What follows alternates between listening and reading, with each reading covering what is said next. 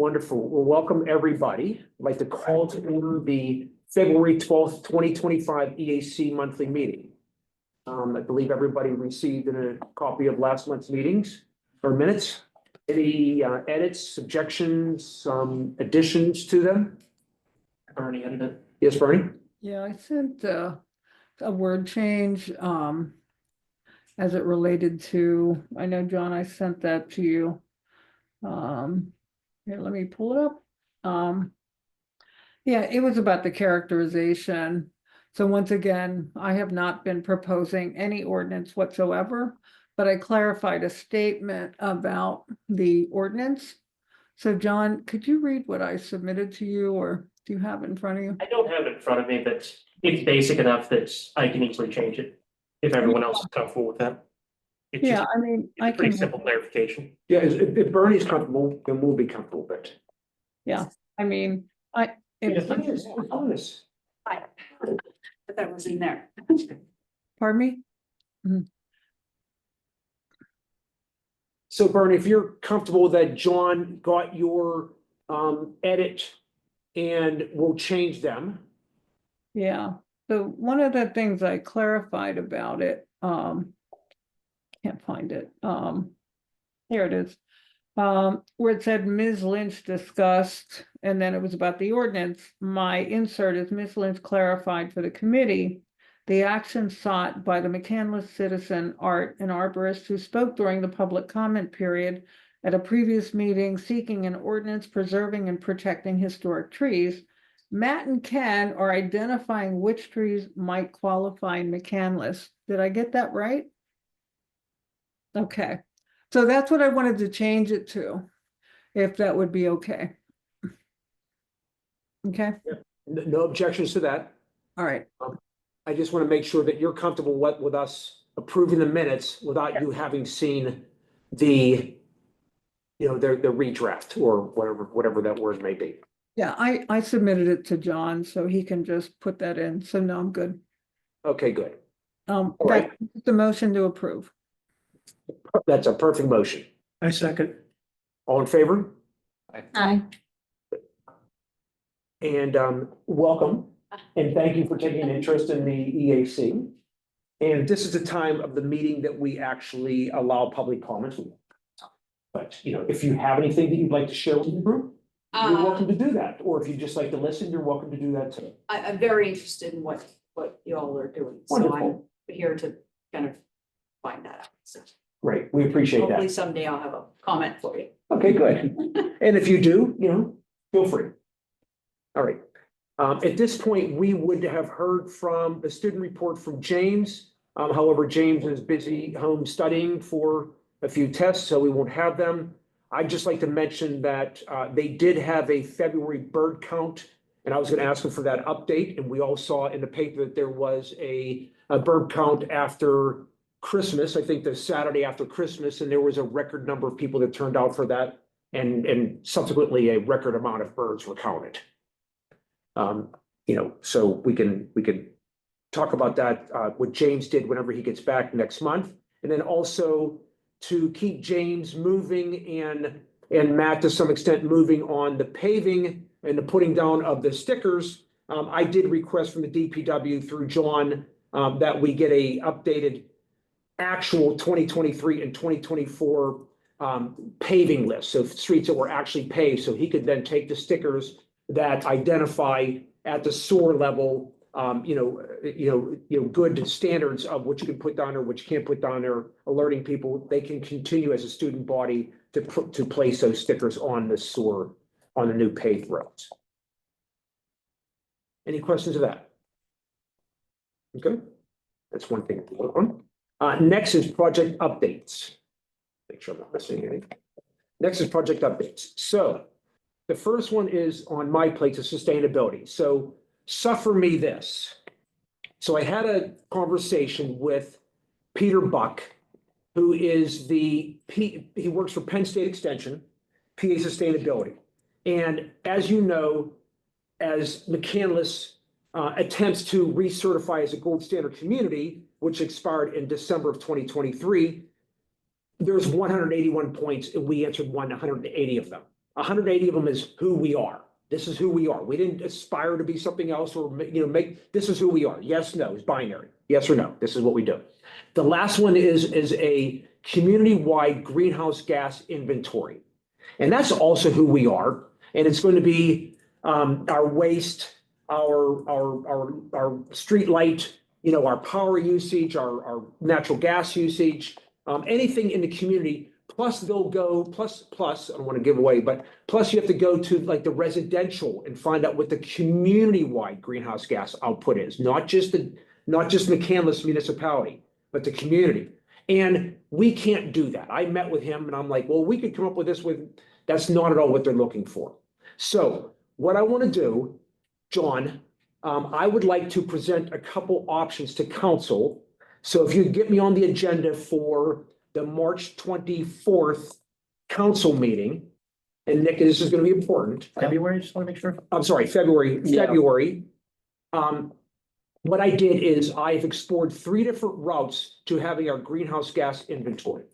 One is I reached out to ICLEI, which is the International Council for Local Environmental Initiatives, and I had them price it. So I got a quote. And that quote is about $11,000. So you have to join them for $1,800, then it's another $7,000. Then if you want the report, it's another $2,000. So all of a sudden, you're rounding up to $11,000. So I'm going to present council with that. Okay. I think I know what the answer is going to be, but we're going to present that. The second one is that Penn State has every summer, they have students in a sustainability program that will do this for us. So then we would have it delivered to us in the fall. So my point to council will be, what is our hurry on this? And my Gotcha. answer will probably be, we're not in that big of a hurry. And then the last one is that Penn State could assign us a graduate level student in the fall or in the summer who would complete it, but that's not a sure thing. It's not guaranteed. The 3 students in the summer is guaranteed. They do it every year. They'll do our community. So that's the way I would probably suggest to council that we go. The second point of this is that they said, well, Jeff, you are silver. Do you want to be certified silver or just say expired gold? And I said, well, when people look at the website, it still shows Ross as platinum. We know that's expired. It still shows us as gold. I don't know why I would accept silver when I looked as gold as anybody. So I'll suggest that we just continue down this road and wait for that. Okay, so that'll be, if you can get me on that, I'll make that sort of official. And that is where I am. And the last thing is that 2 last things. The first one is that the 2019 Comprehensive Plan Report that Bernie references sometimes, it suggests and supports the community's attention to attain platinum certification. So it doesn't just stop at gold. The comprehensive plan aspires us to be a platinum. So with that, we would no longer be, this is who we are, but this is how we're making advances. We're reducing greenhouse gas usage. We're doing, we're showing, in I know it's a dirty word right now, but diversity and equity and inclusion and different things like that. And you're showing different things. So we could potentially, as I made this relationship, we could potentially pursue a local college to do a capstone study to give us the points to getting to platinum. And that might be, I think Chatham now has a program. So I'm working with them and I'm going to start to work with them. If we go down the platinum route, I'll probably try to, if we as a group decided that's the way to go, then I'll probably try to get a local college to give us the points, the finer points, looking at the sustainability web page, what it takes to be platinum. Any questions about that? If you go with the plan of deferring till later this year, right now, all the data that you have is for the 2023 or 2024 calendar year. 2023, which expired, and the next one will probably be 2025 or 2026. There might be new standards. Okay, because if you're waiting to submit until the end of this year, you likely will need to be looking at our 2024 data. So you'd end up having to recollect everything. So just be Yes. aware of that. Yes, it's a good point. It's a good point. Yep.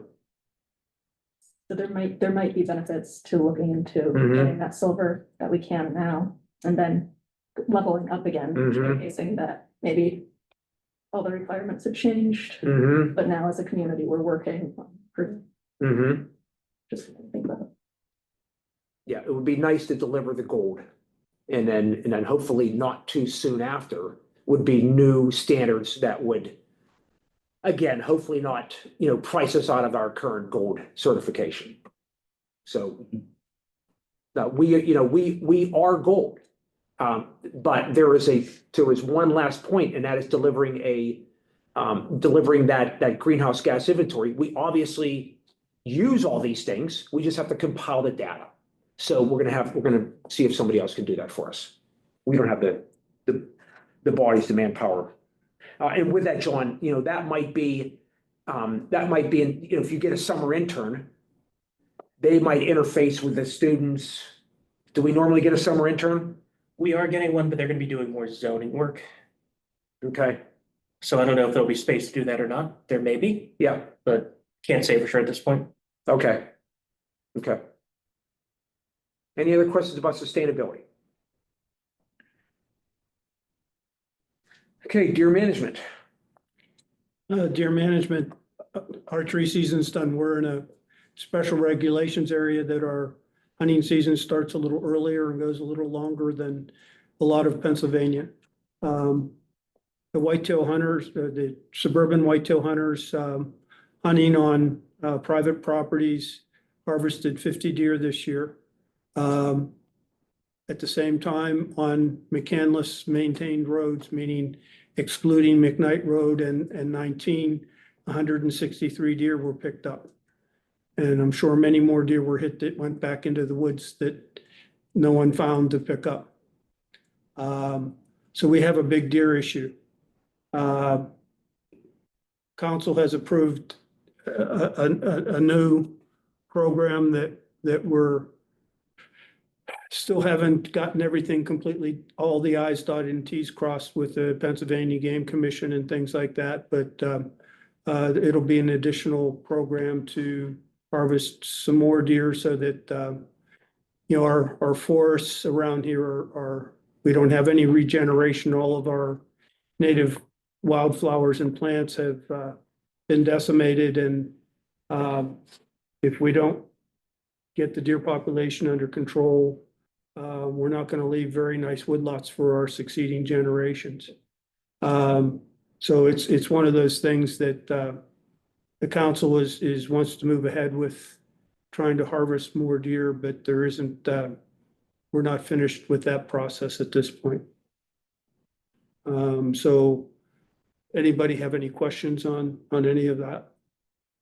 I'll add one more deer to that. There's one that we found in our bushes in the past month that we had to drag out and have the police pick up, but I don't think that got included in all of it, but one more dead deer. I have the dozen that bed down in my backyard every day that I can't shoot because my neighbors won't let me. So deer management it's not really just, the deer management, it's really the getting the natural ecosystem back into balance. And I think you saw what another forester put out. He used to work for National Wildlife Foundation. And his daughter was on town council for a number of years. And then I have a letter that I wrote. I was writing at to a different audience, but those two letters give you a little bit of a handle on things too. Mhm.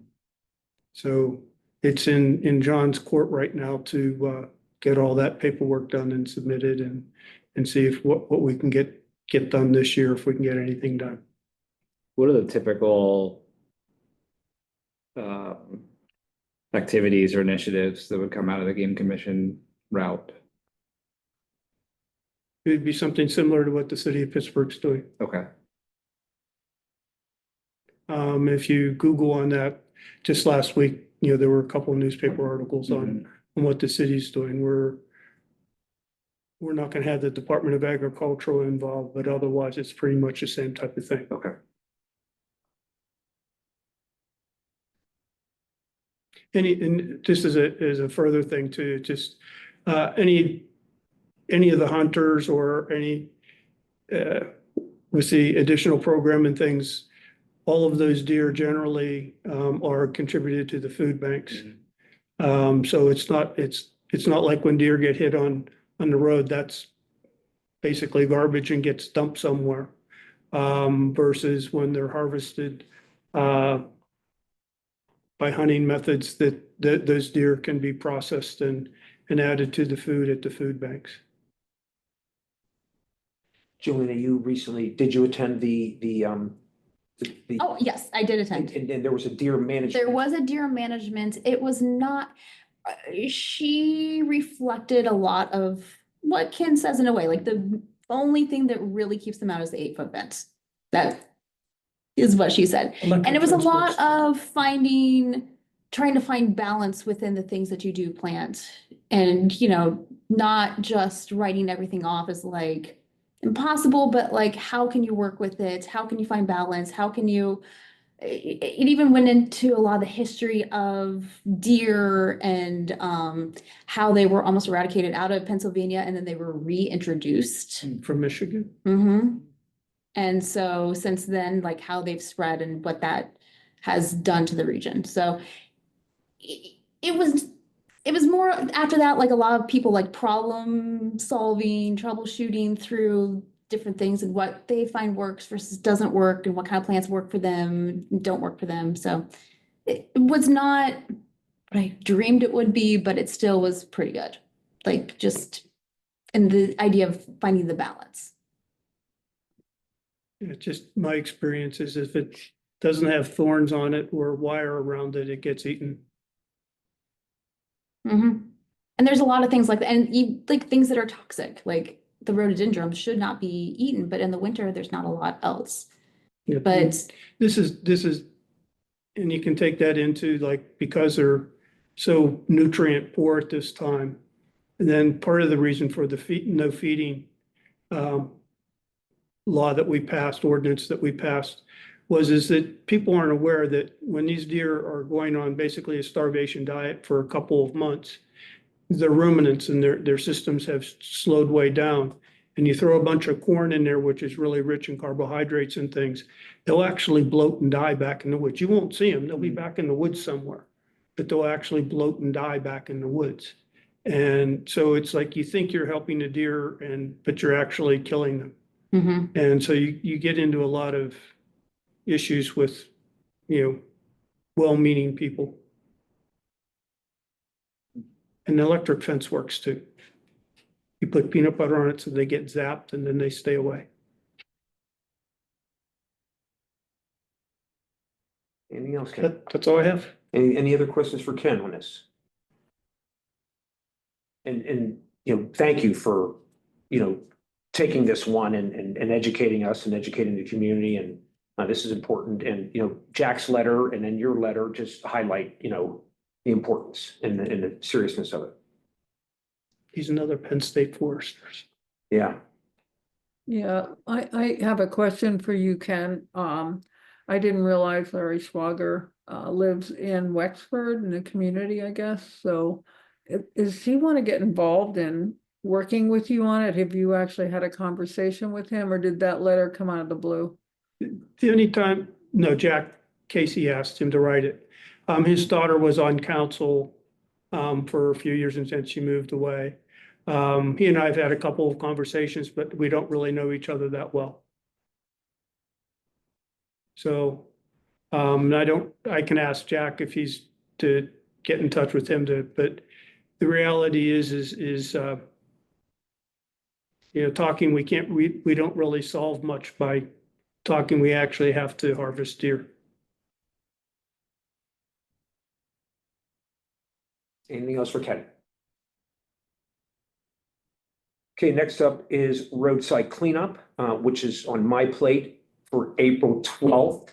And I think we need to be in action for a lot of these things. So first I'm going to list, John, we need to buy or order supplies. Mhm. So, bags, what is the most efficient way to get bags? I don't want the small white ones. I want to get, the larger ones. If we want the large ones, we're gonna buy them ourselves. Okay, so 33 gallon bags, gloves, not the big ones from PennDOT.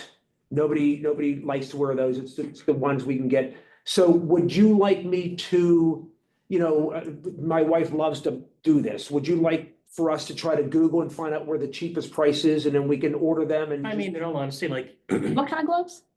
They're the ones that like, if you go to Lowe's, they're orange or they're blue and they're almost rubbery. Gardener gloves. kind of- Gardener gloves, yeah. Okay. you can order them, if you can find a good link, we can order them here too. Yeah, I'd like that, yeah. As an old race director, go talk to Lowe's, go talk to Home Depot, go talk to Target. They'll break. They may just give them to you. Mm. You know, you get, and then you have to mention that they did that and things like that. You give them some publicity and they give you stuff for free. I Okay. mean, I'm an old race director. That's Mhm. how you go and beg for stuff. Mhm. Yeah, I Okay. also, Dawn passed off a whole box of gloves. I don't, they might be the not as good gloves, but she did pass off a whole Yeah. box of them to me. Okay, so. good. Just hold on to those. We'll go through them fast. And I have some too, but I mean, I may have 50 pair, Mhm. Mhm. but we use them a lot. So, Do we still want to order t-shirts? I know we were talking about that last month. I think we should. Okay, Do you guys agree with that?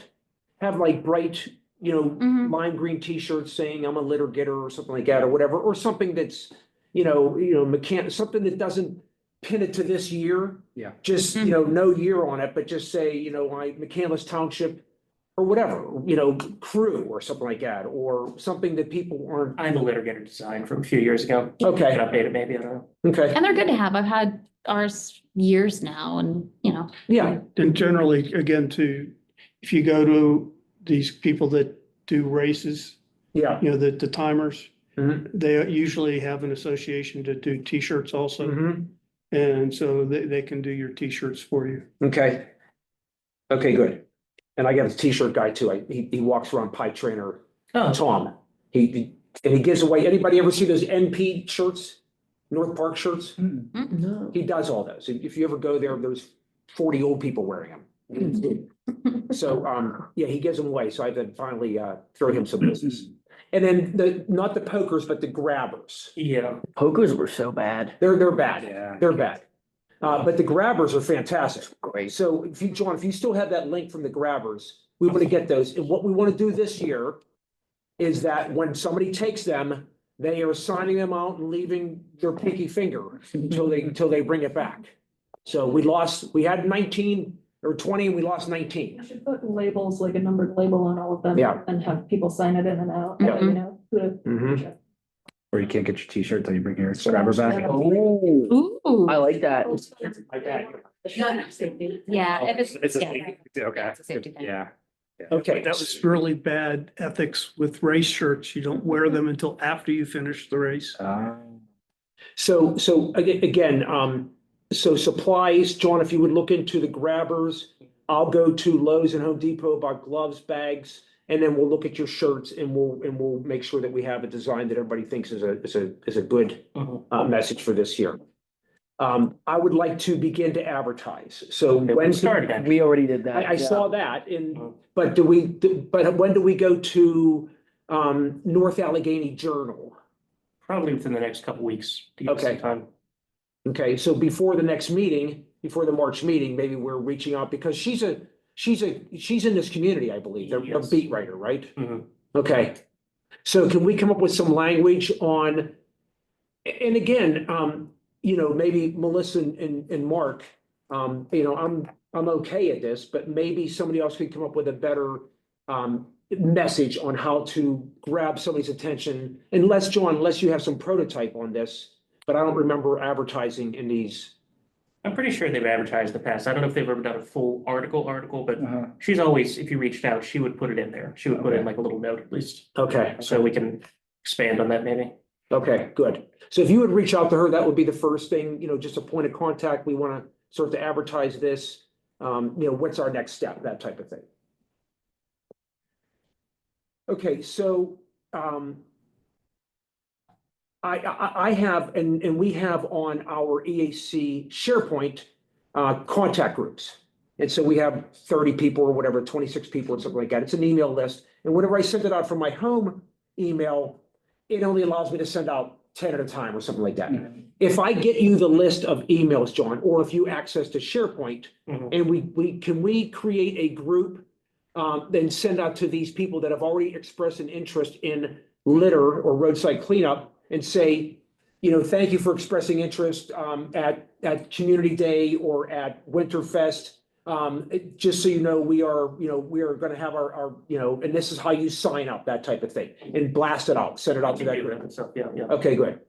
I'll work with you on that. Scouts. How do we start to get scout groups involved? That's something I was working on through Abby. Abby knew a couple, Dawn knew of a couple people, so we've been trying to reach out to some. Okay, good. Not everybody has been as receptive, so what I'm looking forward to, at least for Girl Scouts, usually they're out selling cookies here in the next like month or so. So as I see them at Giant Eagle, I'm going to look for the ones that are about the right age. I don't want the little brownies. I want like the cadets, the ambassadors, the seniors for Girl Scouts. And then I'm gonna work through some neighbors and see if I can get a hold of like, who are the Boy Scout troops in the area, who have That'd been be great. contacts. So trying to find out some of that, and then also leaning on like past scouts too, and reaching out to some of my contacts Yeah. through the universities here. The issue you get into with the Boy Scouts and things is the leaders change Mm, as their son or daughter yes, graduates, yes. they move on. So it changes all the time. And trying to get the right age, so it's like, they graduate eventually. Yeah, or the troop falls apart because it's 6 girls and then they get to high school and nobody wants to do Girl Scouts in high school except for some people. Well, Hampton always touts that they get 150 people for their roadside cleanup and they have to turn it off. Hmm. And I believe it's because of scouts. I think they have more kids than they do adults. And we've had more adults than we do kids, which is not a bad thing. Right. It's not a bad thing. It's actually probably the right way to look at it. Mhm. And if we can get more kids, because we already have the adults. Mhm. But if we get kids involved, then we can get more adults and it feeds on itself. But if we can figure out how many scouting troops are in the McCandless area, it's a big area, then that would be a nice thing. So Joanne, if you could. I will happily take on. Your feelers. Have Thank you very we much. involved NHS in this in past years? Yeah, Matt's not on, Okay. but he involves the Interact Club. Okay. And we've asked the Honors Yeah. Club, and the Key Club was big at one point. Yeah. Key Club must be diminishing because it was a big part of it. Yeah. So yeah, Matt takes that part of Okay. it, thankfully. I will reach out to, I have contact names at Community College and at La Roche. Steve Benson, I actually was on the LLB in kayak, so I know Steve. And he didn't respond to the email that was Yeah. sent to him. So if you can reach out to him through that I'm way, gonna do and that. he's been on that list before because when I got names from Dawn, he was also on her list. And I think it was the same thing where she had reached out and got to the same point and then he never responded. So Okay, if he will actually respond to you, that would be very helpful. okay, great. I wanted to check with you first. I'll do that. Okay, and then Nick, we are going to charge you with getting council Ringling excited. Council. Yes. Okay, could you put that on your April or March 24th or whatever, February 24th? I actually just asked John this past week to add it on. Okay, So good, very good. I'll make. And then for I've the- I've talked to John Schwend, Yes. Township Manager, about asking municipal staff. Now, we didn't have any municipal staff last time. We had all EAC members, all council members, no municipal staff. So I'm gonna ask for some staff too. That would be great. Yeah, I can push there too. okay, So- good. And I've already talked to Chief Hawk and Lieutenant Chief or Lieutenant Basil about having 5 overtime details on that day. So they're gonna do that for the more, for the roads that need safety, have safety issues. So we'll do that. The DPW, I mean, John, we'll have them open up and we'll have them help us with tables and everything, but if you guys agree, I think again, one of the things that I want to mention to people in my opening statement is that it's important to tie your bags. So sometimes people just let the bags down and next thing you know, there's a wind or there's a car that hits it or there's a, whatever, or hey, let's mess with that bag. So to tie the bags, but I like the bags to sit there Saturday and Sunday for advertisement and then have the DPW pick them up on Monday. So we're not paying them overtime to do something, then we can get some free advertising that we picked up the roads. As people drive by and, hey, I saw a bunch of bags. You're not worried critters or something go and rip them open? Now, Who would've Usually found that it's not trash food. anyways? they're not going after broken car parts a lot, but yep, Get a lot of deer bones too. Yeah, yep. Jeff, I was just looking up the prior article that ran in the journal that I think Natalie wrote. The stats from the last years, you have that? The bags we I collected? have this somewhere. Yeah, yeah, Okay, just so we can provide them to her, Yeah. so she has the data to write against. Mhm. Okay. that'd be great. Yeah. Yep. Hey, I yeah, have, Bernie. I know you talked about, 5 officers on streets and it was on Ferguson and, what is that? Thompson Duncan? Run. Yeah, Thompson Run, Ferguson, right around that whole intersection, all the way down to the Memorial Park Church to Babcock. And there were 3 of us and it was so unsafe. Everybody gets so invested in picking up the litter that, cars were right on top of us and I think we had 1 cone. And so I was sticking the cone kind of into the street so that it was trying to protect the crew. But it was, I don't know if we can have flags, more cones, but I think on, if you only have 5 officers, and I don't know what the conditions are, of other litter getters. But I felt like if on a handful of occasions, if I hadn't have literally stepped out and just, flagged people to move over, some of my teammates would have been hit. So I just am gonna raise that if there's a way to get 1 person on a team can be a flagger. That's it. You're exactly right, Bernie. And what we need more bodies. Because the police can't provide safety because they're gonna do it for 3 different details on McKnight Road. So right there, we're taking that up. And then there is the road that goes from Pine Creek up to the Firestone, where they're building those 18 new homes or whatever. It's always, and we had crews and a police detail in there. So there's not enough police, but if we had more people, then you could have them as cone or flag people. And that's why it's important, those shirts to be a yellow or something that's Mhm. bright so that people can see you. Well, I think we all had vests on last year, but even at that, I just felt like people weren't paying attention. So, maybe you could advertise that you need flaggers and litter getters. And by advertising that, people might volunteer to be the flaggers. As a suggestion, then I think we should get, the cones and the flags. Again, I was really concerned about how unsafe and, it's just because people aren't paying attention. Yep. It's a great point. And if we can't provide safety, then we'll just eliminate that route as much as it needs it. And even, I know that there's even litter from last year that still hasn't been picked up on the side of the road, and I'm aware of that. What? Oh, really? Yeah, if you go along Thompson Run, there was a telephone pole right there. There's still a tire and some bags that were never picked up, but I just figured we'll just wait until this year. Oh, My wow. brother-in-law, Yeah, I remember the woman getting the tire out of Yeah. We had a lot Still of there. litter in that area. So, and we didn't have enough equipment, bags. Again, we were able to get I think it was a Get-Go to give us more bags. So anyway. oh, that was nice. So we want to have enough bags. And this year, I'm not gonna be on the road picking up litter. I'm gonna be driving around and hearing from people and saying, okay, we need bags, we need gloves, what should we do with this? And so forth and so on. So I want to be a rover this year. Can everybody make the April 12th date? Yeah. Okay, good. Yeah. Good.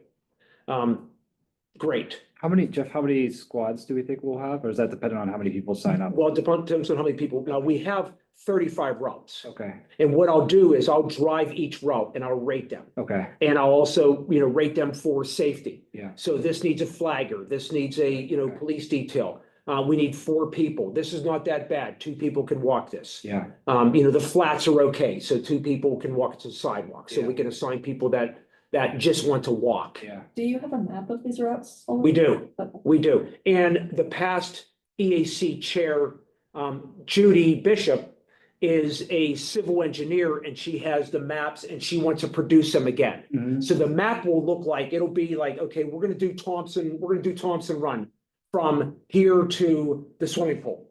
And she'll give you that and it'll show Thompson Run and it'll be highlighted and it'll show you where you begin and where you end. That's great. And, and it'll have the phone number on, it'll be my phone number, your district number 6. When you're done, you text to this number saying, number 6 is done, we have 15 bags, something like that. So, there's a lot of, Mhm. what's the word I'm looking for? Detail. Yeah. Yeah. Okay. Fantastic. Okay. So everybody, all hands on deck on April 12th. Yes.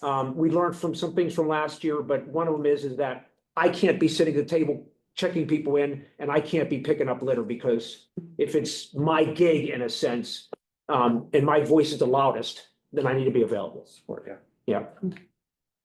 And I also do have from Dawn a bug costume that I can glue litter on and be a litter bug and have a little sign, don't be a litter bug, Well- if we need it. Okay, so I'm not sure anybody ever needs that. Costumes for things. I'm teasing you. But the other thing we could do on that day is that we can use this opportunity to advertise some of the things that we're working on. Mm-hmm, So if we're looking Yeah. for messaging yes. for the EAC, this is the time to message. You have 80 people in the same place. You already have people that are going to be, I don't want to do that, but I'll go out early and sort of pick up litter. We know that that's going to happen. But messaging, rain garden. If you want to create something, and this is a dual purpose, if you want to create something that says, this is the rain garden, here is a poster like I did, and you have it on one of those tables and you stand behind it in your bug costume. Mm-hmm, And now now it all sounds great, the bug costume. right? Yeah. So you stand behind that and you say, we're doing this on March 20 something. Here is a QR code. Do you want to sign up? So you do that. Mhm. Bernie's in one of the tables and she's like, yes, we're going to begin this tree project. This is what we're looking to do. And these are the finer points. Well, It's the time to message. the rain garden beautification day is gonna be before the litter pickup. just Oh, it because is. it's March and it's It gonna be in is. April. However, I will be looking for stewards for the different Yes. plots. And that's my Yes. plan is to be looking for stewards and I have some interest already. Mhm. But since there's 5 different plots, I'm gonna divide it up that way.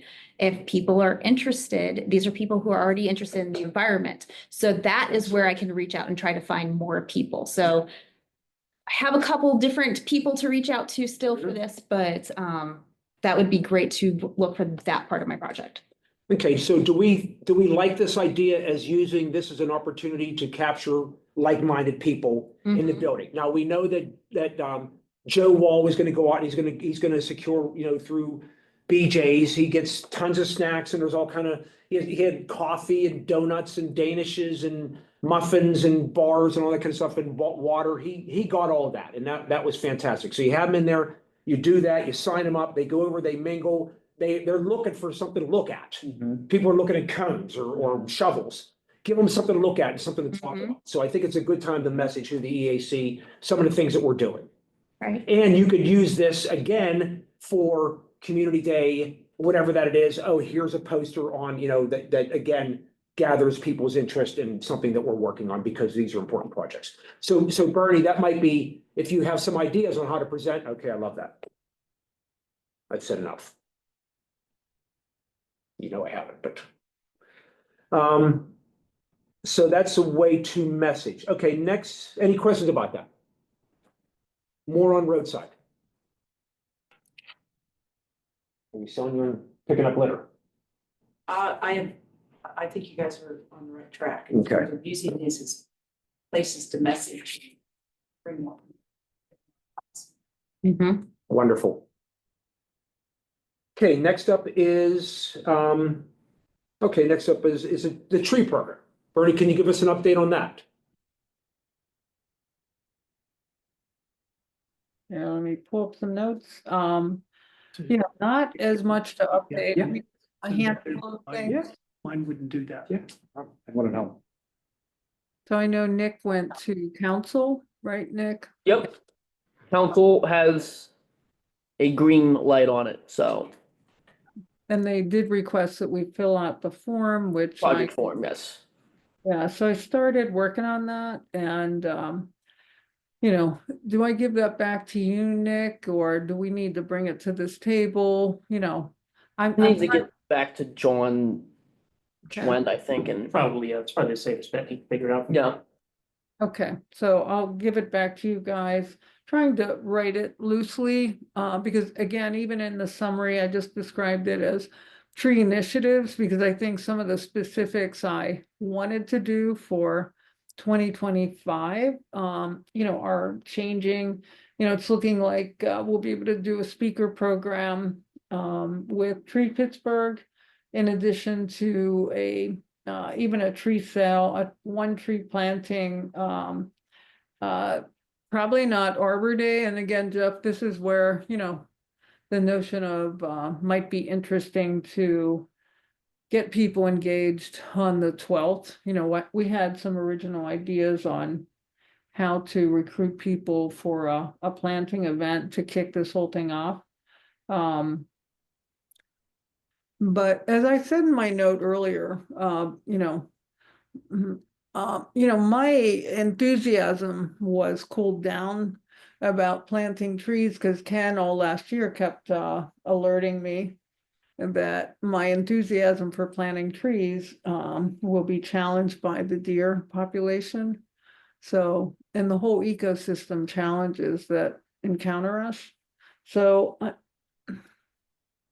I mean, it really, so I said to you once, Ken, yes, let's make this more of an ecosystem initiative. So I feel like there needs to be kind of a strategic sense of this will happen, we'll get this under control. So a lot of this year, I feel like is going to be assessment, planning.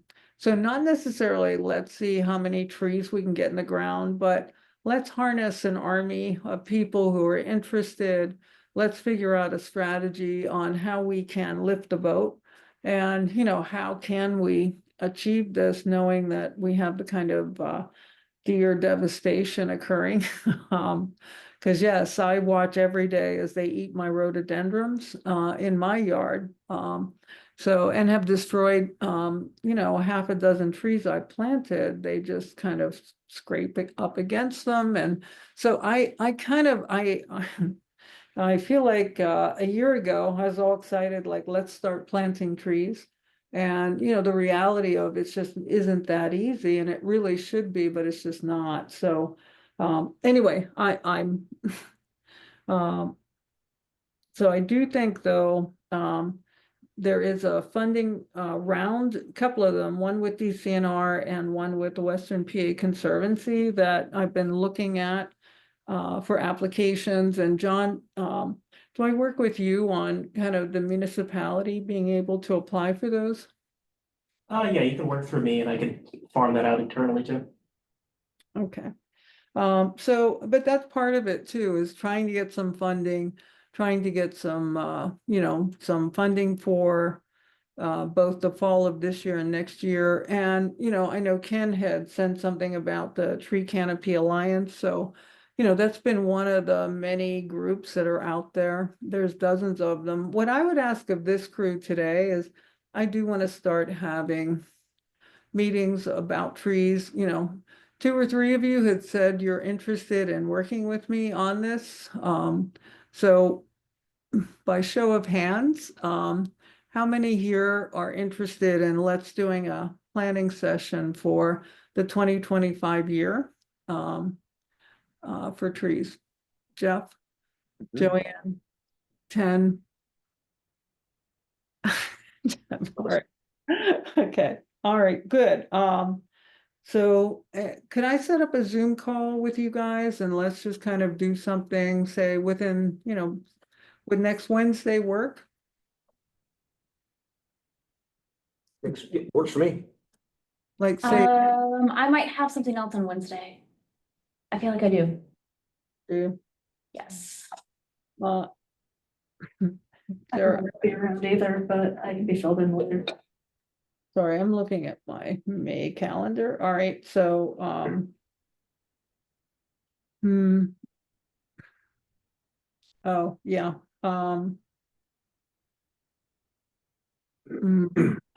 would the 18th, the Tuesday work? Tuesday, it's say 6 or 7? Just email us and Yeah. we'll get Yeah. back to you. Yep, I know, I feel like this could take a year to get 4 people in a room together. I'll just be a maybe, so you don't have to plan around me, because they were more committed originally. All right, okay, all right, well, good, well, I will do that. But no, I feel like we're underway.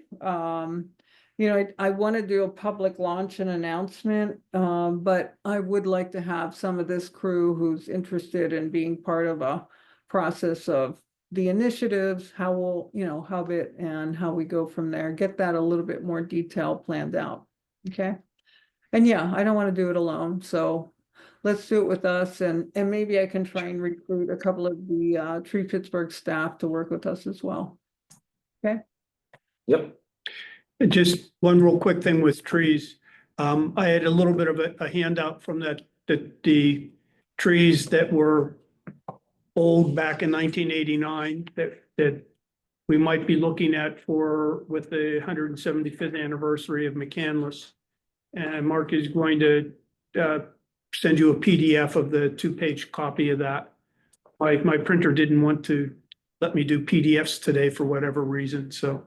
Should we notate which ones are no longer standing?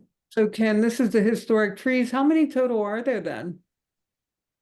I looked at it a couple of weeks ago. There's not that many, and I know like the one at St. John's Church and the one right across the way here at the Pitch and Putt aren't there anymore. And most of the others are like North Park. So I haven't gone out to check on them yet. But approximately, is it 20? Is it 5? There's 9 total here. You said minus 2. So like 7 of them. 7? So you think 7 might be around, or you don't know yet? Don't know yet. Okay. There's 7 possibles. Okay. Thank you. It seems from my property, when I've had to take down some of the big oaks, they all go back to just prior to Civil War, like 1840s. But you know, older than that don't seem to be around on my property anyway. That's exciting stuff, though, that, I mean, I'm all for the proposal he made, but as you all said, let's figure out how many there are and, you know, whether it's worth doing. Good, Ken, on the note of trees, we'll talk more detailed in the meetings, but do you believe there can be a more aggressive program to manage the deer population before we go with gusto? And what would be the time horizon on a more aggressive management program?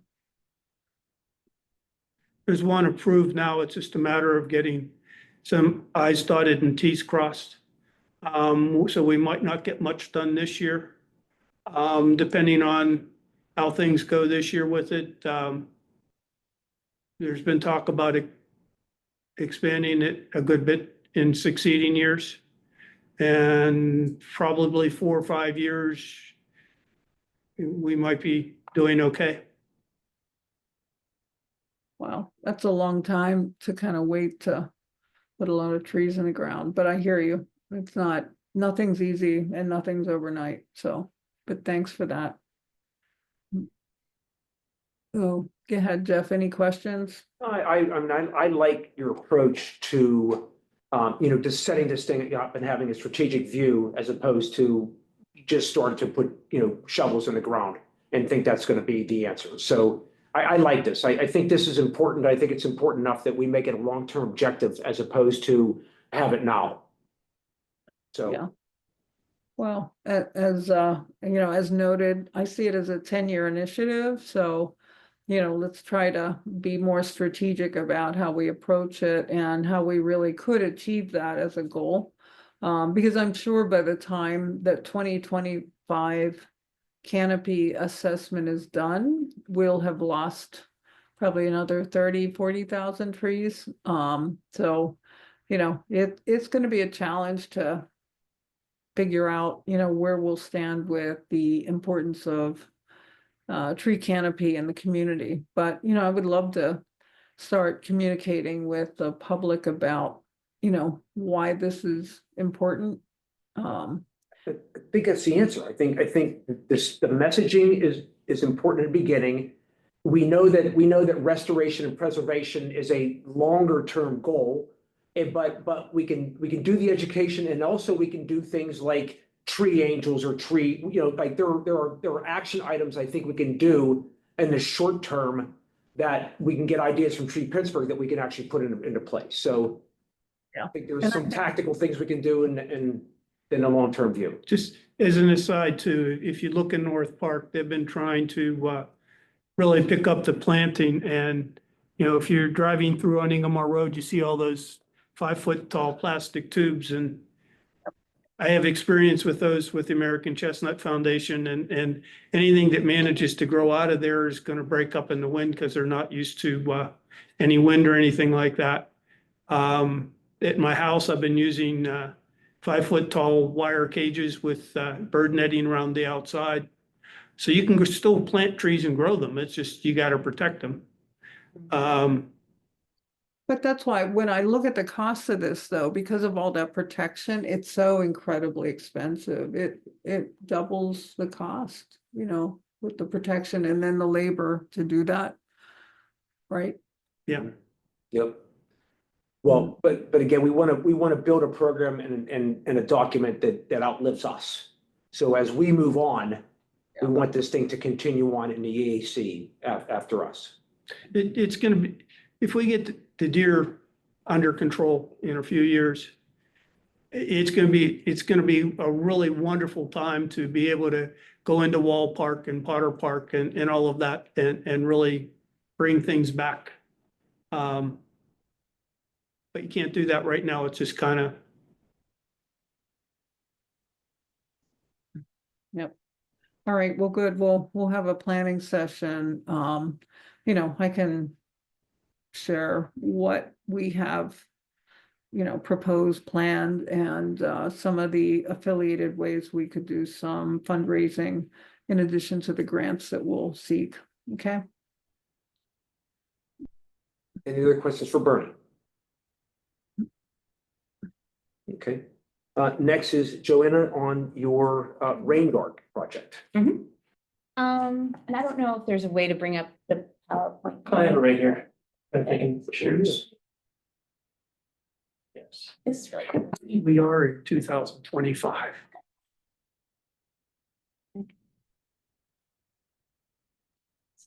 And this is what I've been thinking of, like trying to move past one person taking care of the garden, but instead something that could be longer term. Something that doesn't require somebody on the board having to go out to this giant rain garden with a shovel in the summer, and that's half your summer is out there shoveling. So a vision for long-term maintenance.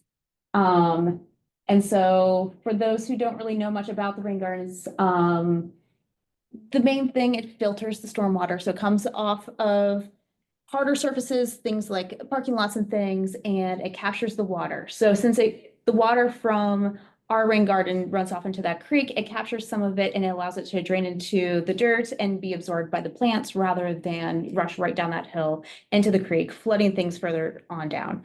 And it also has habitats for wildlife, especially like the amphibians. So you can have the logs there, you can get salamanders and things. And it also reduces silt. And that's a huge thing because you want to be able to have the silt down so you have better flow on the creek and it doesn't get clogged up. So it's really important to have that, especially in an area with such a large parking lot right next to a creek. So I'm gonna scroll down there. And so a little bit of the history. So there are 5 gardens total, 1 through 4 were built in 2010. And they were made with collaboration with the town and the Audubon Society. 5 was just put in 2017, and that's probably the largest one, and that one's next to the Heritage Center. Yeah, and they are big. They're like, as you walk along, you can see, and it's really easy to see right now. There has been some maintenance that has been done. You can actually see the structure of the beds there. You can actually see how things, where things need to be fixed, where some of the mulch is washed away. But it should hopefully try to retain at least half of the water that's rushing off of that parking lot.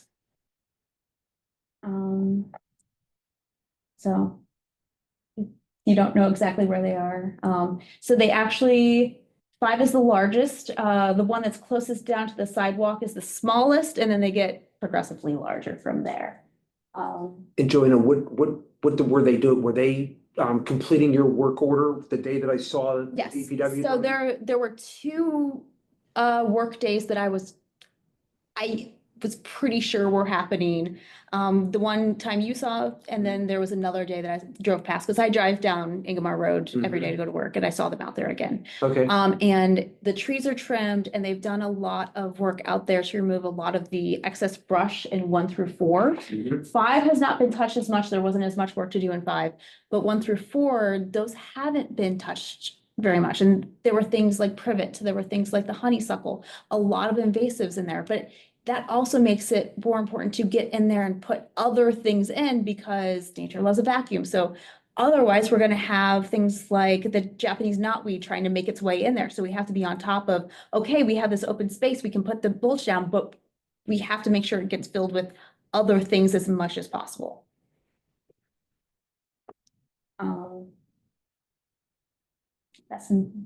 This is not Dawn, but That's That's Judy. Judy. yeah. But she, Dawn Miller was in charge of the rain garden before this, and then the EAC has been in charge. But as she was telling me, like, she's just exhausted from trying to put the work in. And I was like, let me take that off your shoulders for a while. You can definitely still be involved, and I need you involved, but let me try to get you as much help as possible. So she was running the rain garden workshops, and they had varying levels of success. She was telling me she would maybe have 2 people sign up, and they thought it was more of an educational thing rather than actually coming to work. So that was one of the things I was like, okay, we're gonna tweak the wording there a little bit. We're gonna change how we look at it and see how we can make it more of a community event. And the other thing that happened, we've had a lot of invasives that have grown in, and I know that, Ken, I think you were also involved in taking out that one tree at Heaven. But there's all the Japanese knotweed, there's privet, there's the honeysuckle, there's been a lot of things in there, so we need to try to get. With the knotweed, if you go from here, go across the bridge and go up that bank on the right side, Mhm. used to be all knotweed up at the top. There's no knotweed there now. I did what the conservancies do. You cut them in June, Mhm. and then in August, you spray it with Roundup and they'll be gone. And I'm gonna be working, just because it's in the rain garden, Kitty from Latotomy actually volunteered to put me in touch with the people she works with for invasives, just to see, like, is there anything specific to rain gardens that we will want to do as far as which kind of poison we want to use if we go that route. Dawn wants to stay away from the poison as much, so I'm gonna have to try to It's manage the political side of that, so. with the knotweed, it's got big leaves Mhm. and it's very easy to just get them. So we'll play with things. Mhm. We'll see. And then also the other thing that Dawn was doing was seeking just to everybody, hey, come and, bring plants. And she was putting things in there that weren't exactly natives, but it was like to fill the space. It's more of an ornamental. Mhm. So, and I think that's okay to fill the space, but I'd like to see things that, you don't look in, you're like, that doesn't belong. It doesn't have the right vibe, to put it that way. It doesn't it's not native, and you really want it to be that native garden because there's so many benefits to having more native plants, but also things that help the habitat for, say, it brings in a certain kind of pollen, so you get some kinds of bees that are different. You might be able to have different kinds of frogs and salamanders just because there's different kinds of plants that would be more native. So, not gonna go over this one too much, but there is a sign out there that has like all the things that were originally planted. There's only 4 of those things that are even still in there. Yeah, And the ones that are in red that are on that list are actually invasive. Like maidenhair especially is apparently extremely invasive, and it was one of the original plantings. And thankfully, they didn't see any there, but that's some of this, what we're having to deal with is like, we aren't entirely sure if some of these are even in there because they haven't been seen. No one's seen the 9-bark, no one's seen the serviceberry. So Mhm. we'll have to kind of keep an eye out to see what is back there. Serviceberry you'll be able to see in the spring. Agreed. So this is kind of my idea of how to continue to have a circle. We're gonna have assess, then act, then maintain, and assess, and it's gonna involve us, and we're still going to have a role in the rain gardens, but I want to try to remove some of the burden from us to actually go out with a shovel. That's To manage it. to manage it, yes, to maintain it, but we're gonna manage at the upper level. So, the assessment phase is kind of where we are right now. So that's when I was going out, and I went out with Arch to talk about the trees. I went out with Latotomy, and then they're gonna call in, people for the invasive plants. I went out with Dawn, and Dawn and I went over a lot of information. And so that's kind of what it is. And what we should do during that phase is see what needs to be done, see who we need to talk to, see what problems we've been having, and see how we can fix that in the upcoming year while we have the time and things are, dormant. And then from there, this is the action phase. So this is when we need to have like a day, because every year we need to add that mulch. That mulch layer is really important to help hold in the moisture in those rain gardens. So that's what I have coming up here in March, is to add more plants early, get things out of there early. And then communicate to everybody like what's going on. If we need more stewards, if we need something like that, start early instead of, wait till halfway through the summer and then everything's already overgrown. As early as possible, if we get the word out there, people will become more aware of it. So that's why I already made a project. Yeah. Because it's been like in the past few weeks, I was like, oh, we need to get on this now. So I reached out to Abby. I'm like, hey, you mentioned at, this December meeting, that you wanted to have more of this. So I tweaked the wording. I called it the beautification project. So instead of talking about it being a workshop, it's not education, it's beautification. We're all coming together. We're going to make our community a more beautiful place through this. And it has a sign up there where you can scan the QR code, you fill out a form, it puts it right onto a document where you can see who's coming, you have access to everybody's email. And I've already given out a couple of these and. Good. So John has created some drop downs on the McCandless website, which is so there's a litter drop down and there's a rain garden drop down and there's signups associated with those drop downs. Do you have people signed up for this already? I've had 2 people the last time I checked, and they were people that okay. Yeah. There's been more then. And Okay, so that, yeah, people are interested. People didn't know about it and they've been learning about it as I've been talking to them. And the other interesting thing that I do want to throw out there, because you mentioned it before, was when you were talking about like different ways to bring inclusion and that kind of thing. I also handed this out to a couple of my patients at work. I won't be able to say who they are because of HIPAA if somebody is my patient at work, but there may be some teenagers involved with some neurodiversity. And I think that's a really cool way to bring them into the community, both for the community to see that they exist and they have value, and also they can feel like they are part of the community and be involved, because some of them have amazing talents and they love nature and they love being outside, and they can tell you, any kind of plant or every kind of animal, or way too much about hyenas. So I really enjoy my job some days. So that's a really fun way that I'm involving part of what I do in this, is bringing in some of the patients from my own work. Wonderful. Has the Maybe town scouts too. posted this too?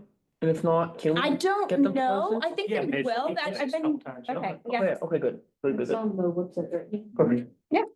Just as a little bit of history, it got caught up in the anti-Walmart movement. Mm, But the town had, with Allegheny Land Trust, had, was going to purchase what is now asphalt and an abandoned building.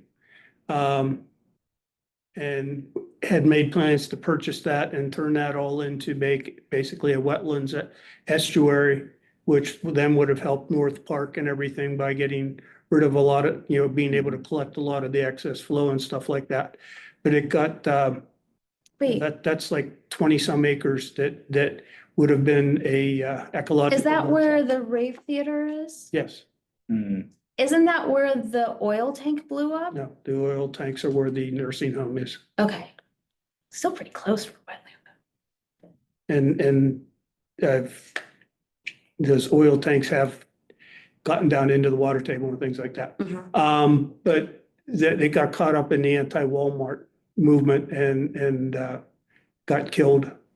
The township was gonna purchase that and make it into, a wetlands and use it as for environmental education and all of that. And the anti-Walmart people thought that this was something being done to help put Walmart in place there and all of that.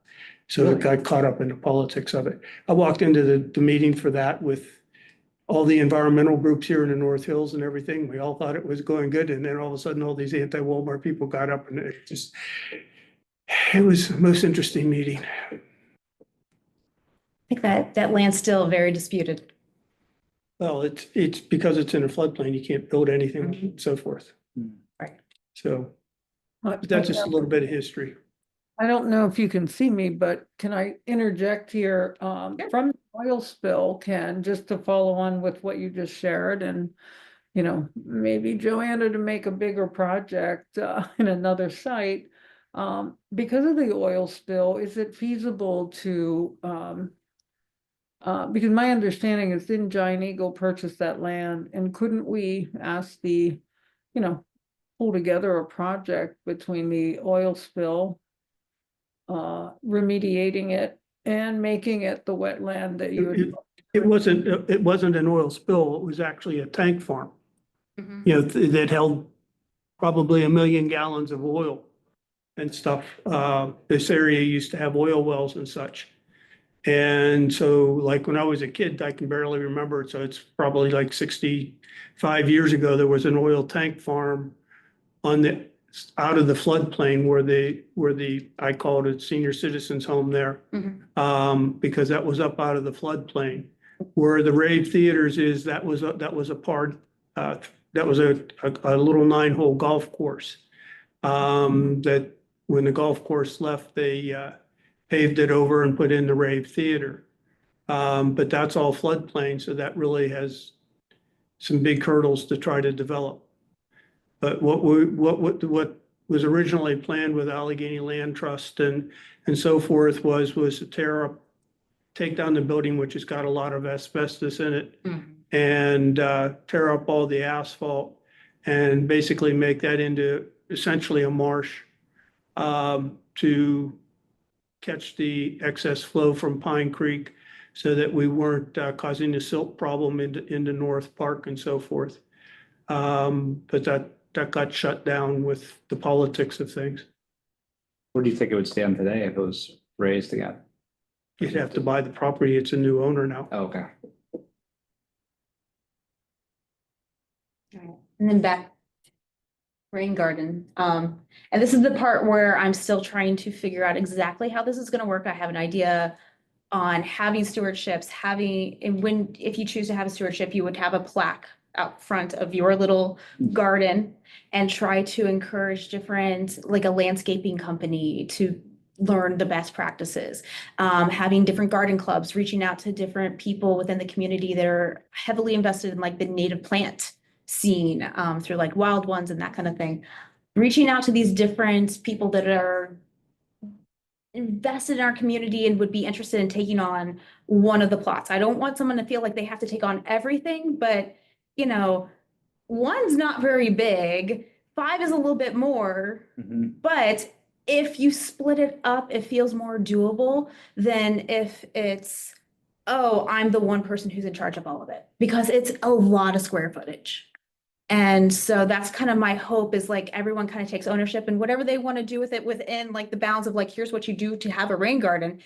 If they have, only yellow flowers in there, fine. If they put other things in there that like, as long as it's not invasive, that would be okay, fine. If they put a 6 foot tall Bigfoot statue, weird, but go for it. But whatever it is, like, I want them to maintain it and keep it as weed free as possible so we don't get overwhelmed. And it's something that we can continue to have and over time, and it has a longer term plan instead of having one person from this board continuously out there with a shovel. So that's kind of where I am with things.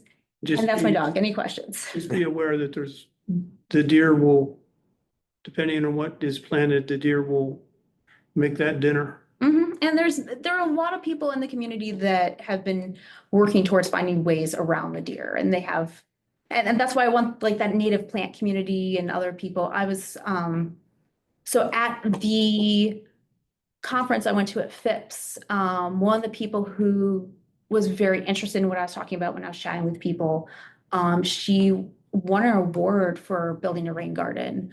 It's like a 2-tier thing, and she lives over in Fox Chapel, and she wants to come over and lend a hand. And she has lots of experience in building rain gardens outdoors where the deer are, and how to manage having all the different plants. And the big thing is just plant dense and plant a lot, because it's going to happen no matter what. And you have to find the balance, but we can't leave it bare at the same time, because that's when we get the invasives. So we have to try to put something in there and just plant it densely.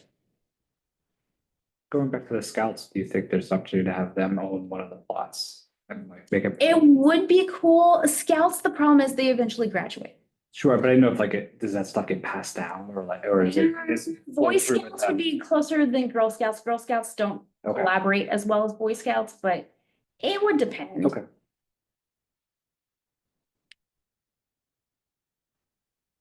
Anything else? Any other questions for Joanna? Oh, Matt joined us. And we can't hear him. No.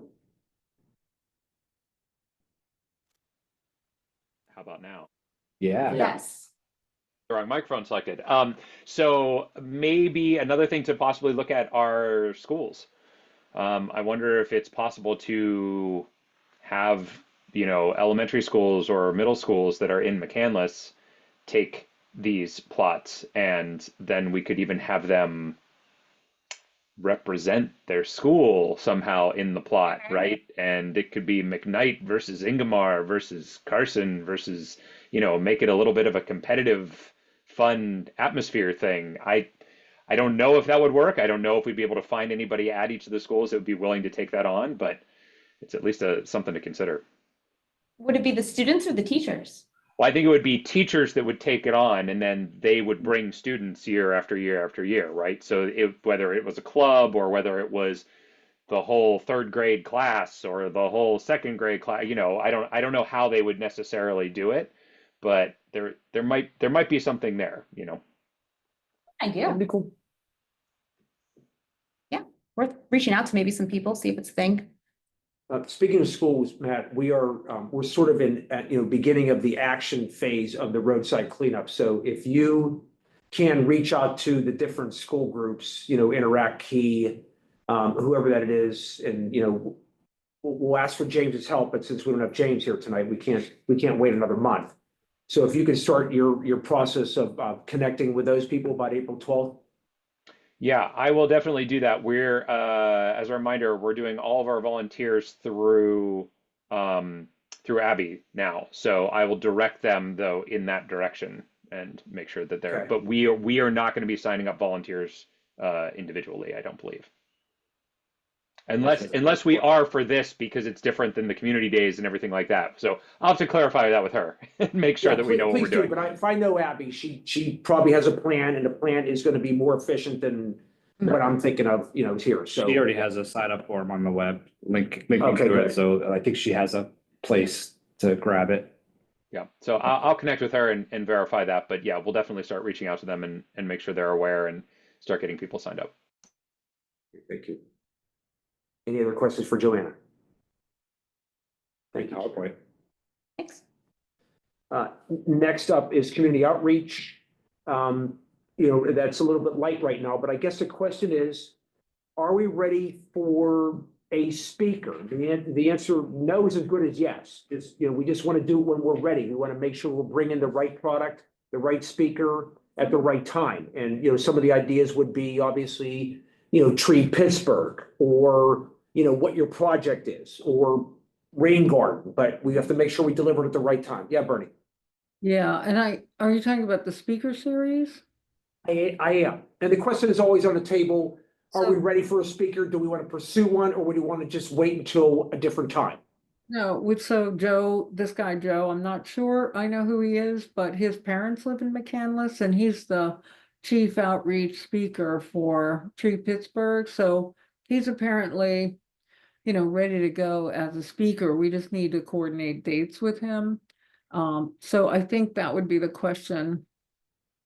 That was one of the activities in our sequence of what we could do for 2025 with detail. And I think that's why I wanted to take that more to a smaller group but for the speaker series, I could definitely do 2 just on trees. I know we did 2 last year, but I don't know if you want to increase the number this year or not. I don't think so. I think I want to get it right. Whatever the subject is, like it could be, last year was sustainability, but it can't be sustainability until sustainability is in a better place. So I'm going to take that off the table. It could be education on rain gardens. It could, that could be a topic if you're ready for that. Or it could be, this is what McCandless is doing. This is what our vision is. Are you interested in it? And here is Tree Pittsburgh to present it. And I think that's a great one. Or we could bypass that and as a community outreach say, hey, we're holding a tree tour. And we're going to show you the 7 remaining 250-year plus old trees, and we're going to do it in the next 2 Sundays. Join a group, and follow the tree expert, and he'll tell you about it. We could do that. Yeah, Mhm. I love that. We may eventually do that, but maybe you want to think, Bernie, then about being the first speaker, being a Tree Pittsburgh sort of person and presenting your vision. I think presenting the notion of a municipal, tree program. So, what would it take? So yeah, I think it's a way from my point of view, it's a way to call on community members who might want to hear more about a tree planting initiative, learn how they might participate. And yeah, I think it's a way for us to recruit a larger volunteer corps in addition to finding the folks who are interested like us in what the tree canopy help looks like and how we can make it better. So, again, that call with Joe was supposed to happen. It has not yet happened, but apparently he's fully aware of what's happening in McCandless, and he's as equally alarmed as we are. Okay, it's February 12th, so we can table this until we continue to, let this thing mature a little bit. I Is that would right? propose I mean, putting it I would say if we put it after the litter cleanup, that way we can get people to sign up when they're there as well. Okay, So that Good point. buys at least yeah, like a May or something like that, or, Upcoming events. kind of yeah, thing, does that sound right, Bernie? Yeah, and that's where, again, I can land a date. I know I have lots of notes from them on proposed dates, but we could definitely do May. And then we also had some stuff for summer lined up. And again, we can talk more in detail, but yeah, on behalf of, doing our first speaker, I think last year we did it. The first one was like May 15th, so we could look somewhere around mid-May again, before the holiday. And do something like that with the speaker they've offered, who they say he's really eager to come and speak to our community. I think it's a perfect marriage then, again, advertise it at the April 12th event. Advertise what your program is, advertise the speakers coming up. That's a good place to capture an audience. So good idea. Anything else on community outreach? Okay, next is open initiatives. The first item I have up here is EAC mission and project messaging. And Melissa and Mark, I have you guys on here just because you've talked in the past about, trying to get the EAC message out there. How do we do that? I mean, certainly, John, we're going to advertise through, Facebook and different places about, this event and that event. What do you guys think about the mission of telling the community who we are and what we do? Well, first of all, thank you very much for adding those little subheadings to the website. That is a huge first step in the right direction, just to put more information out there, and it's definitely on the right track. We haven't had a chance to meet up yet to do any of our brainstorming, but Yeah, like when we're talking about the litter event, the roadside cleanup, and having just something available to communicate above and beyond the events themselves, right? To point the mission, but then just having some type of broad-based messaging so we can reach as many people with a wide net in terms of their interest levels, so that whatever it is that they cling to or are most interested in, they can at least come to us and talk to us about it, or learn if there's something for, or have an idea for a speaker series, even if it's not a rain garden or a litter pickup. So I'd love to be able to put together some type of little handout with the language that aligns on kind of like where we want to be or what we want to be doing. There's a little bit on the website, but I think like bringing it to life a little bit around. Can we link that to the, what did you do? The Volunteer Network Hub?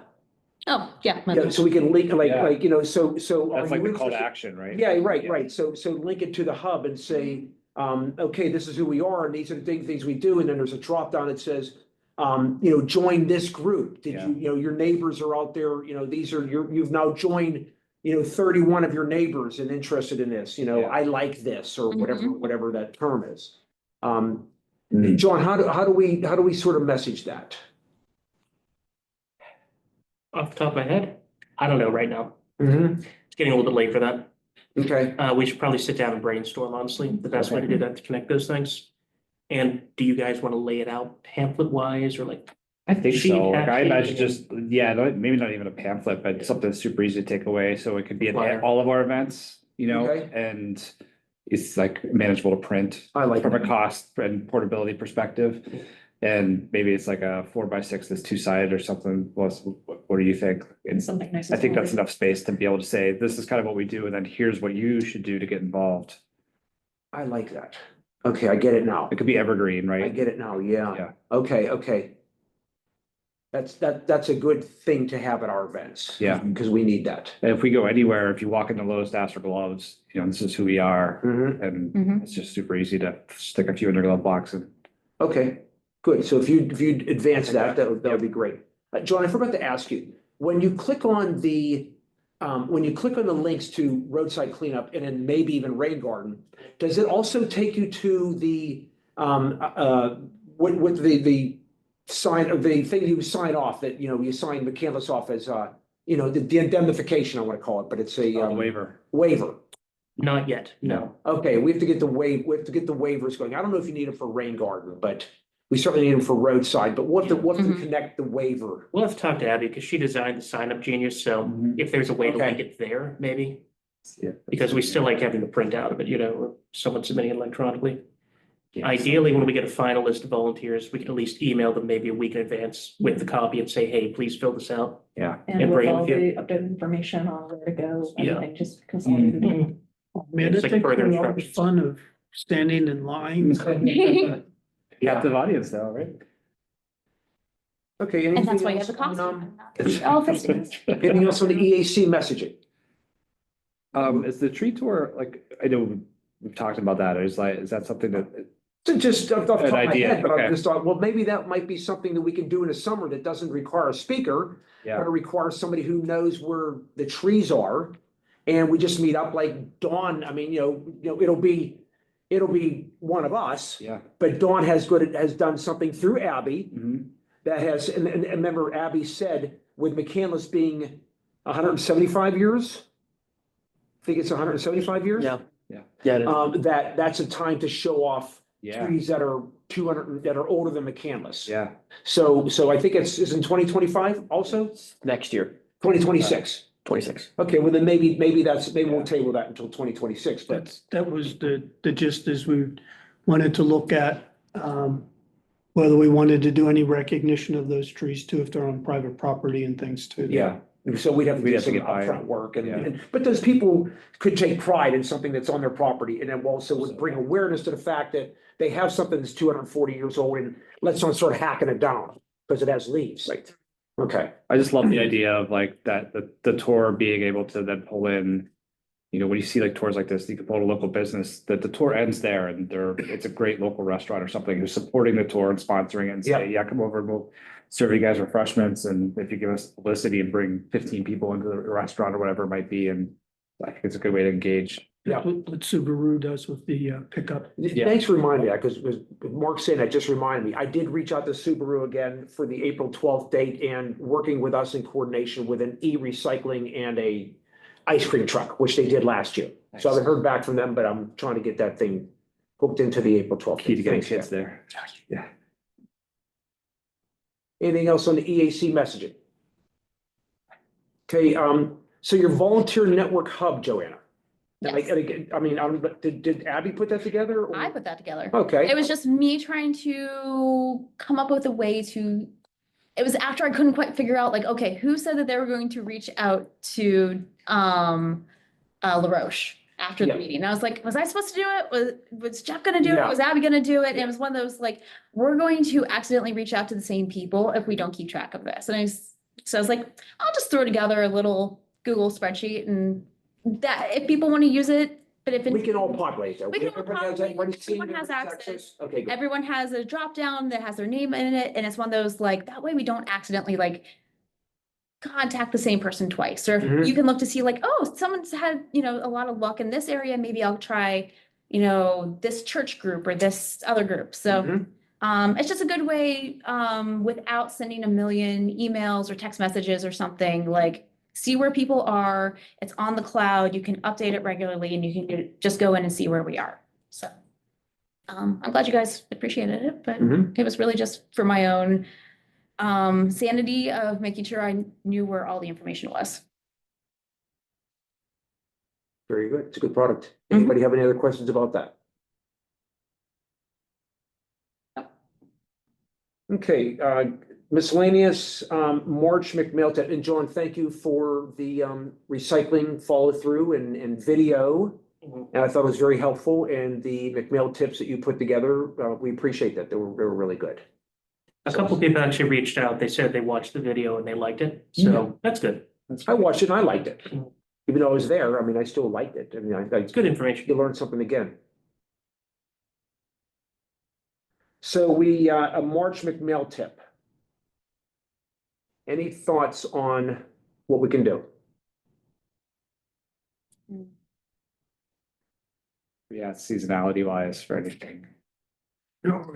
Already put out on pruning trees and stuff like Okay. that. Yeah, I mean, it's getting close to like seed starting. Yeah, early. Well, tomatoes you start around, March. Peppers you can do February, March. I don't know if that's Actually, I really think- environmental versus Yeah. home gardening. I think it's a good time to maybe put a tip in about, picking up stuff on your property and, kind of going along with the litter pickup. Hmm. okay, so is it a good way to tease the litter pickup? Yeah, it's kind of going that direction with it. Okay. Spring cleanup. Mm-hmm. I'm not volunteering to do it. I'll do it, I know where you're going with this, Ken. Okay, well, that didn't go the right way, but okay. Comprehensive park plan update. Nick and I both attended a small group sort of kickoff with the engineer on the comprehensive parks and recreation plan. It was more educational.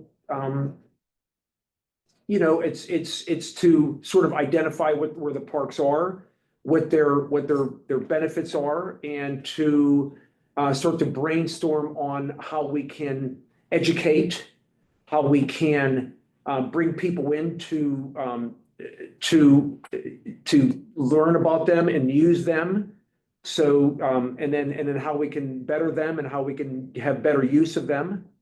Any other thoughts on that, Nick? I mean, I'll just, one more thing to add is there's gonna be a survey that is going to go out starting tomorrow.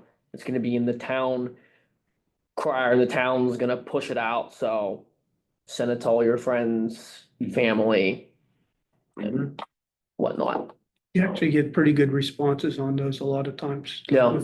When we did that with the deer, we had over 1,000 responses. Oh, wow. So we wanna hit that hard, so, okay, good. So we'll all see that through the town crier. yep, And we encourage people to share that with other people. Please. To respond to it. absolutely. Yeah, that's important. Okay, yeah. Next up is, Bernie, could you give us a quick recap of the e-waste tour? Sure. I mean, we went on January 24th. We did a 2-hour tour at E-Loop, which is an e-waste organization. They guy named Jeremy Gaston gave us the tour. He works there. So what they pride themselves in is that they live up to the highest standard of 100% beneficiation and recycling from everything that comes in. And, you know, I can maybe let Melissa speak and Jeff speak more to your thoughts about it, but essentially they bring material in from clients who generally, you know, it could be consumer or commercial waste, e-waste, and they essentially weigh it, then they sort it. We got to see all the containers for every kind of possible material that comes out of a circuit board or a component, different kinds of metals, plastics. So we kind of toured their bins, and then all the way up to things like hard drives. And we got to see the size of a hard drive where it used to be and how little it is now. It's a little chip now. So, but that company, they also work to the best industry standard again on, and sorry, I'm not speaking with my notes from the tour about what those standards are, but they make sure that they destroy the data that's on things like hard drives, computers, and if they don't destroy it, they repurpose it. They have clients who allow them to do that on newer equipment, and then they resell it on eBay. And so we got to see all those functions.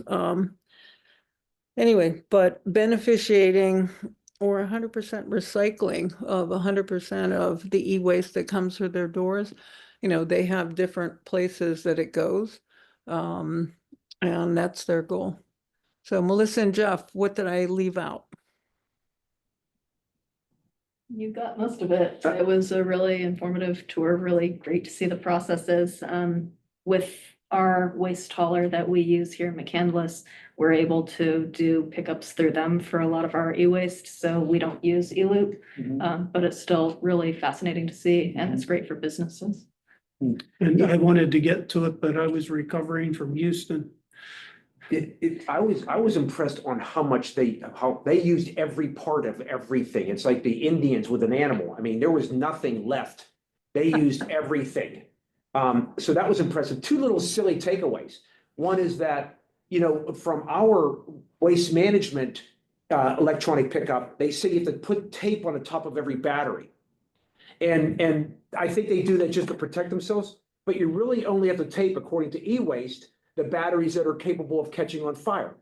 Lithium certainly, but then like a 9-volt has the male or has the positive and negative. But positive and negative, you don't have to tape that. There's no risk of any fire. So they're like, nah, you don't need tape on that. But I think ours does it just to protect themselves, so it doesn't leave it up to the user or the recycling person to determine which one is flammable or not. They say tape them all, but you don't have to tape them all. The second thing is that we sat there, because when you get a new phone, you're like, you gotta wipe this phone off, you gotta wipe it off, you gotta wipe. Well, we saw them, they were actually taking hard drives and phones, and they weren't saying like, oh, this is interesting, here, wipe it off, wipe it off, wipe it off, wipe. They just wipe everything off. So it was I thought it was comforting in a way to see them take something that might not necessarily have been wiped off at the level, of you or the factory or the Apple store or whatever, and they just wipe it off before they do anything with it. So it seemed like a privacy issue that they were a standard that they were living up to. Yeah, yeah. And I think, as an add-on for, those who went to the earlier tour to Waste Management, eLoop sells to Republic Services. They don't have Waste Management's business. But, my day job is working with critical mineral extraction and recovery out of waste streams, from acid mine drainage to industrial and mine waste, and including municipal waste. So I met a company this past week that's the future of municipal waste pricing. Their business model, so there will be a day when we will get paid for a company to take our waste from us, because they're beneficiating it into things like graphite and graphene. And so, they're doing their first municipal location in York, PA.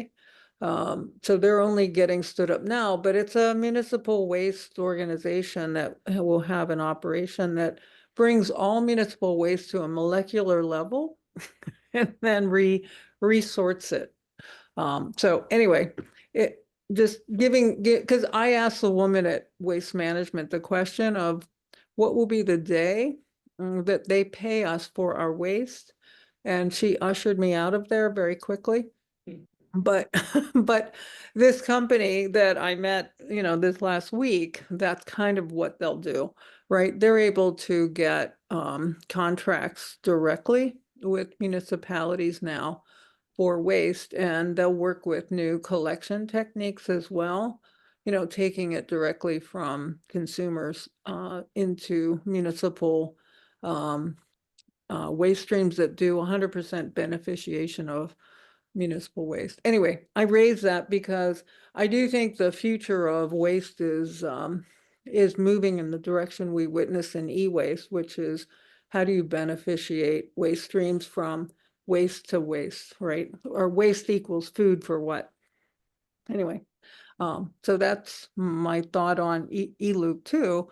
But I do think there's a way to potentially educate our citizenry on what the waste equals food looks like, before they throw things out.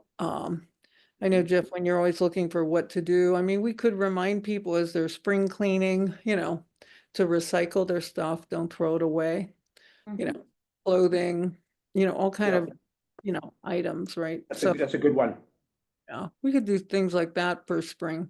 Got another line for you. Oh, yeah, I'll get right on it.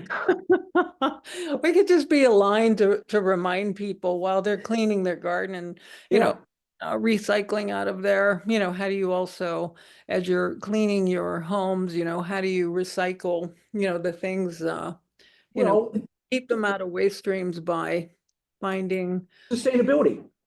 Thank you for attending. Thank you. Sustainability, and there is Construction Junction, there's Habitat for Humanity. I mean, they'll take a piece of rebar this big.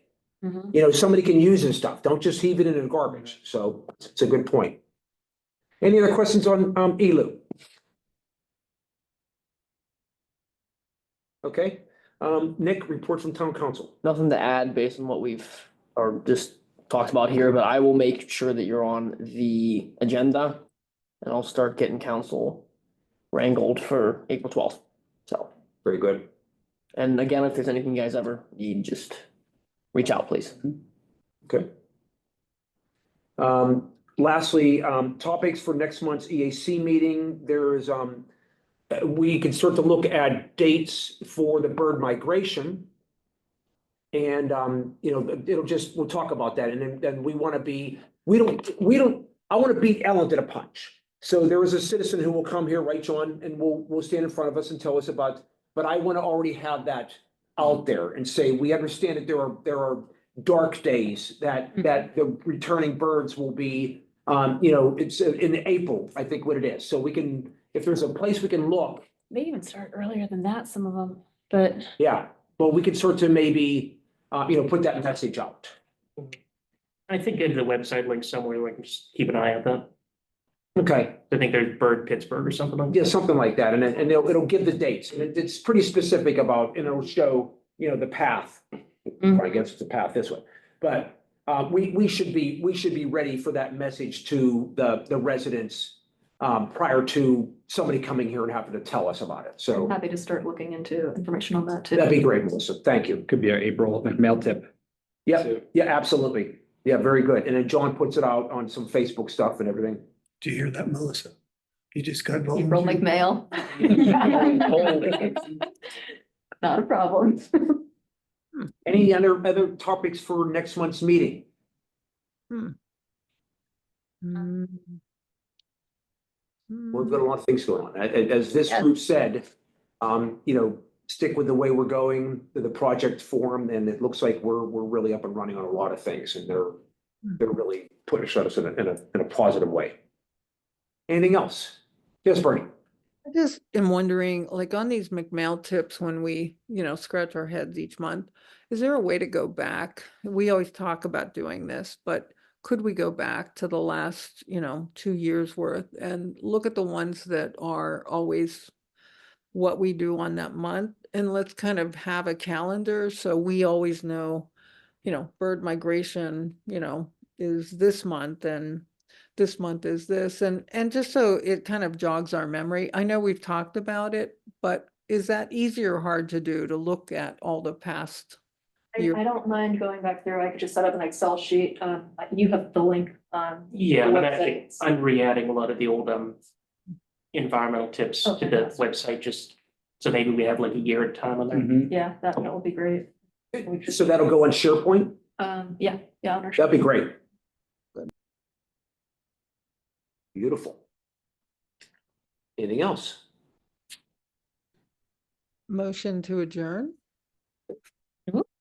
Okay. The Zoom edition. Wow. All in favor? Okay. Well, great meeting, everybody. You guys. Thank you.